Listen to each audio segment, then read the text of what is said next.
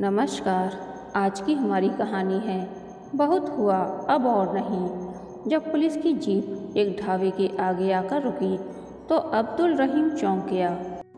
पिछले 20-22 सालों से वह इस ढाबे को चला रहा था, पर पुलिस कभी नहीं आई थी, तो डर से वह सहम गया। उसे और हैरानी हुई जब जीप से एक बड़ी पुलिस अफसर उतरी। शायद कहीं का रास्ता पूछ रही होंगी। यह सोचते हुए अब्दुल रहीम अपनी कुर्सी से उठकर खड़ा हो गया कि साथ आए थानेदार ने पूछा, अब्दुल रहीम आपका ही नाम है? हमारी साहब को आपसे कुछ पूछताछ करनी है। वे किसी एकांत जगह बैठना चाहती हैं। अब्दुल रहीम उन्हें लेकर ढाबे के कमरे की तरफ बढ़ गया। पुलिस अफसर की मंद मंद मुस्कान ने उसकी झिझक और डर को दूर कर दिया था। आइए मैडम, आप यहाँ बैठें। क्या मैं आपके लिए चाय मंगवाऊँ? मैडम, क्या आप नई सिटी एसपी कल्पना तो नहीं हैं? मैंने अखबार में आपकी तस्वीर देखी थी। अब्दुल रहीम ने उन्हें बिठाते हुए पूछा। हाँ, छोटा सा जवाब देकर वे आसपास का मुआयना कर रही थीं। एक लंबी चुप्पी के बाद कल्पना ने अब्दुल रहीम से पूछा, क्या आपको ठीक 10 साल पहले की वह होली याद है जब एक 15 साल लड़की का बलात्कार आपके इस ढाबे के ठीक पीछे वाली दीवार के पास किया गया था? उसे चादर आपने ही उड़ाई थी और गोद में उठा उसके घर पहुंचाया था। अब चौंकने की बारी अब्दुल रहीम की थी। पसीने की एक लड़ी कनपटी से बहते हुए पीठ तक जा पहुंची। थोड़ी देर तक सिर झुकाई, मानो विचारों में गुम रहने के बाद उसने सिर ऊपर उठाया। उसकी पलकें भीगी हुई थीं। अब्दुल रहीम देर तक आसमान में घूरता रहा। मन सालों पहले पहुंच गया। होली की वह मनहूस दोपहर थी। सड़क पर रंग खेलने वाले कम हो चले थे। इक्का दुक्का मोटरसाइकिल पर लड़के शोर मचाते हुए आते जाते दिख रहे थे। अब्दुल रहीम ने उस दिन भी ढाबा खोल रखा था। वैसे ग्राहक ना के बराबर आए थे। होली का दिन जो था, दोपहर होती देख अब्दुल रहीम ने भी ढाबा बंद कर घर जाने की सोची कि पिछवाड़े से आती आवाज़ों ने उसे ठिठकने पर मजबूर कर दिया। 4 लड़के नशे में चूर थे, पर यह क्या? वे एक लड़की को दबोचे हुए थे। छोटी बच्ची थी, शायद 14-15 साल की। अब्दुल रहीम उन चारों लड़कों को पहचानता था। सब निठल्ले और आवारा थे। एक पिछले वर्ग के नेता के साथ लगे थे और इसीलिए उन्हें कोई कुछ नहीं कहता था। वे यहीं आसपास के थे। चारों छोटे मोटे जुर्म कर अंदर बाहर होते रहते थे। रहीम जोर शोर से चिल्लाया, पर लड़कों ने उसकी कोई परवाह नहीं की, बल्कि एक लड़के ने ईंट का एक टुकड़ा ऐसा चलाया कि सीधे उसके सिर पर आकर लगा और वह बेहोश हो गया। आंखें खुली तो अंधेरा हो चुका था। अचानक उसे बच्ची का ध्यान आया। उन लड़कों ने तो उसका ऐसा हाल किया था कि शायद गिद्ध भी शर्मिंदा हो जाए। बच्ची शायद मर चुकी थी। अब्दुल रहीम दौड़कर मेज पर ढका एक कपड़ा खींच लाया और उसे उसमें लपेटा। पानी की छींटें मार मार कर कोशिश करने लगा कि शायद कहीं जिंदा हो। चेहरा साफ होते ही वह पहचान गया। यह लड़की गली के आखिरी छोर पर रहती थी। उसे नाम तो मालूम नहीं था, पर घर का अंदाजा था। रोज ही तो वह अपनी सहेलियों के संग उसके ढाबे के सामने से स्कूल जाती थी। बच्ची की लाश को कपड़े में लपेटे अब्दुल रहीम उसके घर की तरफ बढ़ चला। रात गहरा गई थी। लोग होली खेलकर अपने अपने घरों में घुस गए थे, पर वहाँ बच्ची के घर के आगे भीड़ जैसी दिख रही थी। शायद लोग खोज रहे होंगे कि उनकी बेटी किधर गई। अब्दुल रहीम के लिए एक एक कदम चलना भारी हो गया। वह दरवाजे तक पहुंचा कि उससे पहले लोग दौड़ते हुए उसकी तरफ आ गए। कांपते हाथों से उसने लाश को एक जोड़ी हाथों में थमाया और वहीं घुटनों के बल गिर पड़ा। वहां चीख पुकार मच गई। मैंने देखा है, किसने किया है? मैं गवाही दूंगा कि कौन थे वे लोग। रहीम कहता रहा, पर किसी ने भी उसे नहीं सुना। मेज पर हुई थप्पी की आवाज़ से अब्दुल रहीम यादों से बाहर आया। देखिए, उस केस को दाखिल करने का ऑर्डर आया है, कल्पना ने बताया। पर इस बात को तो सालों बीत गए हैं। मैडम, रिपोर्ट तक दर्ज नहीं हुई थी। उस बच्ची के माता पिता शायद उसके गम को बर्दाश्त नहीं कर पाए थे और उन्होंने शहर छोड़ दिया था। अब्दुल रहीम ने हैरानी से कहा, मुझे बताया गया है कि आप उस वारदात के चश्मदीद गवाह थे। उस वक्त आप उन बलात्कारियों की पहचान करने के लिए तैयार भी थे। कल्पना की इस बात को सुनकर अब्दुल रहीम उलझन में पड़ गया। अगर आप उन्हें सजा दिलाना नहीं चाहते हैं तो कोई कुछ नहीं कर सकता है। बस उस बच्ची के साथ जो दरिंदगी हुई उससे सिर्फ वह ही नहीं तबाह हुई बल्कि उसके माता पिता की भी जिंदगी बदतर हो गई। सिटी एसपी कल्पना ने समझाते हुए कहा, 2 चाय लेकर आना। अब्दुल रहीम ने आवाज़ लगाई, जीप में बैठे लोगों को भी चाय पिलाना। चाय आ गई। अब्दुल रहीम पूरे वक्त सिर झुकाए चिंता में चाय सुड़कता रहा। आप तो ऐसे परेशान हो रहे हैं जैसे आपने ही गुनाह किया हो। मेरा इरादा आपको तंग करने का बिल्कुल नहीं था, बस उस परिवार के लिए इंसाफ की उम्मीद है। अब्दुल रहीम ने कहा, हाँ मैडम, मैंने अपनी आंखों से देखा था उस दिन, पर मैं उस बच्ची को बचा नहीं सका। इसका मलाल मुझे आज तक है। इसके लिए मैं खुद को भी गुनहगार समझता हूँ। कई दिनों तक तो मैं अपने आप में भी नहीं था। 1 महीने बाद मैं फिर गया था उसके घर पर। ताला लटका हुआ था और पड़ोसियों को भी कुछ नहीं पता था। जानती हैं मैडम, उस वक्त के अखबारों में इस खबर ने कोई जगह नहीं पाई थी। दलितों की बेटियों का तो अक्सर उस तरह बलात्कार होता था, पर यह घर थोड़ा ठीक ठाक था क्योंकि लड़की के पिता सरकारी नौकरी में थे और गुनहगार हमेशा आज़ाद घूमते रहे। मैंने भी इस डर से किसी को यह बात बताई भी नहीं।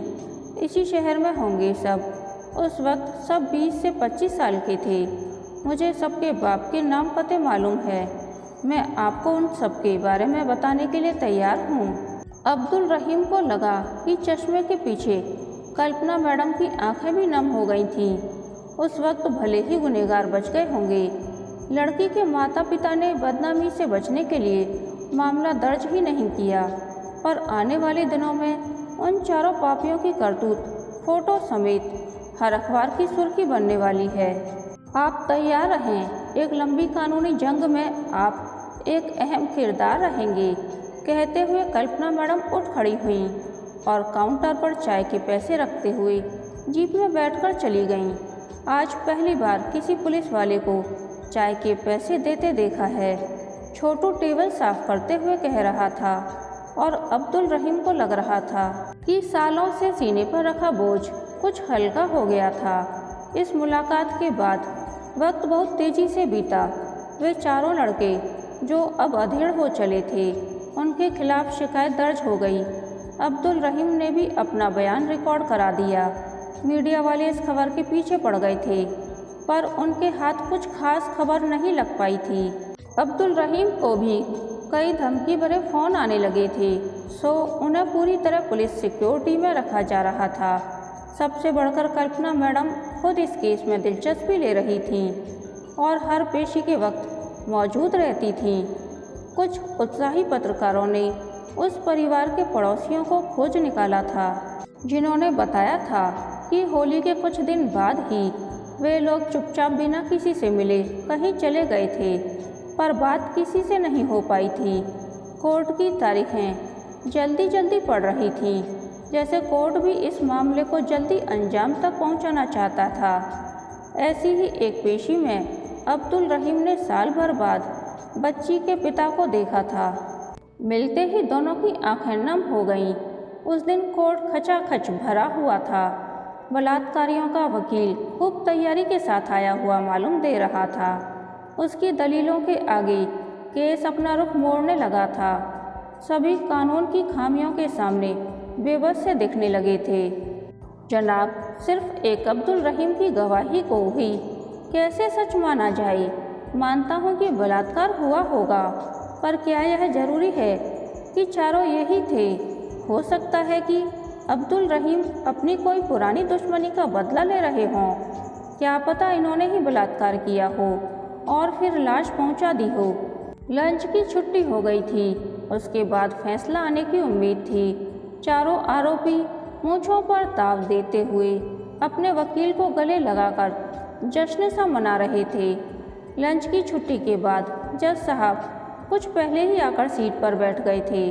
उनके सख्त होते जा रहे हाव भाव से माहौल भारी बनता जा रहा था। क्या आपके पास कोई और गवाह है जो इन चारों की पहचान कर सके? जज साहब ने वकील से पूछा तो वह बेचारा बगले झाँकने लगा। पीछे से कुछ लोग हाय हाय का नारा लगाने लगे। चारों आरोपियों के चेहरे दमकने लगे थे। तभी एक आवाज़ आई, हाँ मैं हूँ। चश्मदीद ही नहीं, भुक्तभोगी भी। मुझे अपना पक्ष रखने का मौका दिया जाए। सबकी नज़रें आवाज़ की दिशा की ओर गईं। जज साहब के इजाज़त है। बोलने के साथ ही लोगों ने देखा कि उनकी शहर की एसपी कल्पना कटघरे की ओर जा रही हैं। पूरे माहौल में सनसनी मच गई। हाँ, मैं ही हूँ वह लड़की जिसे 10 साल पहले होली की दोपहर में इन चारों ने बड़ी बेरहमी से कुचला था। जी हाँ, इसी ने मुझे मेरे घर के आगे से उठा लिया था जब मैं गेट के आगे कुत्ते की रोटी देने निकली थी। मेरे मुंह को इसने अपनी हथेलियों से दबा दिया था और कार में डाल दिया था। भीतर पहले से ये तीनों बैठे हुए थे। इन्होंने पास के एक ढाबे के पीछे वाली दीवार की तरफ कार रोककर मुझे घसीटते हुए उतारा था। इसने मेरे दोनों हाथ पकड़े थे और इसने मेरी जांघें, कपड़े इसने फाड़े थे। सबसे पहले इसने मेरा बलात्कार किया था, फिर इसने, मुझे सबके चेहरे याद हैं। सिटी एसपी कल्पना बोले जा रही थीं, अपनी उंगलियों से इशारा करते हुए उनकी करतूतों को उजागर करती जा रही थीं। कल्पना के पिता ने उठकर 10 साल पुराने हुए मेडिकल जांच के कागजात कोर्ट को सौंपे, जिसमें बलात्कार की पुष्टि थी। रिपोर्ट में साफ लिखा था कि कल्पना को जान से मारने की कोशिश की गई थी। कल्पना अभी कटघरे में ही थी कि एक आरोपी की पत्नी अपनी बेटी को लेकर आई और सीधे अपने पति के मुंह पर तमाचा जड़ दिया। दूसरे आरोपी की पत्नी उठकर बाहर चली गई।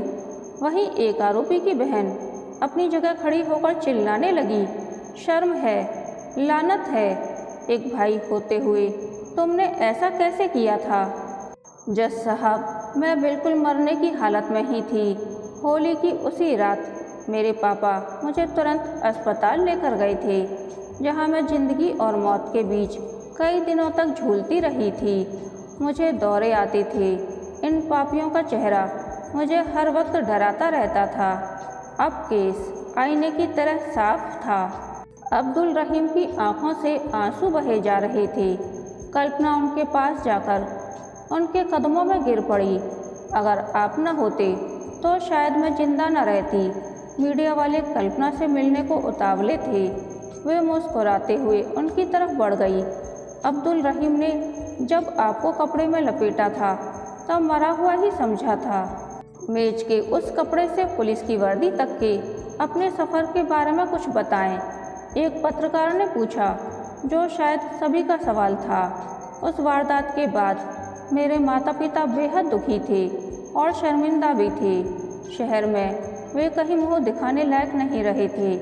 मेरे पिताजी ने अपना तबादला इलाहाबाद करवा लिया था। सालों तक मैं घर से बाहर जाने से डरती रही थी। आगे की पढ़ाई मैंने प्राइवेट की। मैं अपने माता पिता को हर दिन थोड़ा थोड़ा मरते देख रही थी। उस दिन मैंने सोचा था कि बहुत हुआ, अब और नहीं। मैं भारतीय प्रशासनिक सेवा में जाने के लिए परीक्षा की तैयारी करने लगी। आरक्षण के कारण मुझे फ़ायदा हुआ और मनचाही नौकरी मिल गई। मैंने अपनी इच्छा से इस राज्य को चुना। फिर मौका मिला इस शहर में आने का। बहुत कुछ हमारा यही रह गया था।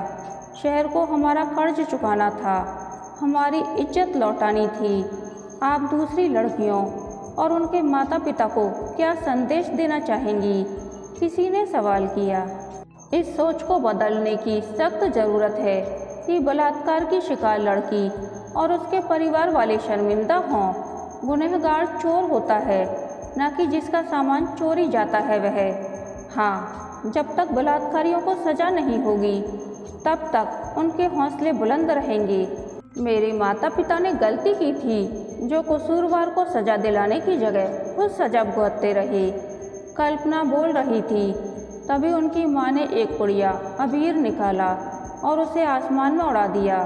सालों पहले एक होली ने उनकी ज़िंदगी को बेरंग कर दिया था।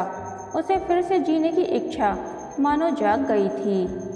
कहानी के अंत तक बने रहने के लिए धन्यवाद। यह कहानी आपको कैसी लगी प्लीज़ कमेंट करके बताइए।